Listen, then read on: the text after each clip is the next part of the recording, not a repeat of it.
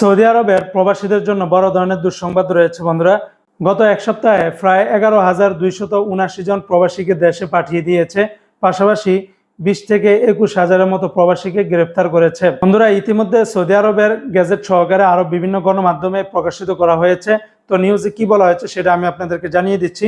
নিউজে বলা হয়েছে যে সৌদি আরবের স্বরাষ্ট্র মন্ত্রণালয়ের তথ্য মতে মাত্র এক সপ্তাহে অর্থাৎ 21শে আগস্ট থেকে নিয়ে 27শে আগস্ট পর্যন্ত 20,319 জন অবৈধ অপ্রবাসীদেরকে গ্রেপ্তার করেছে সৌদি আরবের পুলিশ কর্মকর্তারা।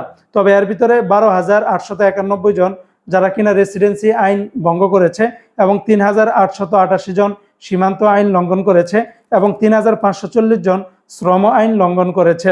ইতিমধ্যে 11,279 জনকে তারা দেশে পাঠিয়ে দিয়েছে, আর সীমান্ত পাড়ি দিয়ে প্রায় 1,238 জনকে ধরেছে।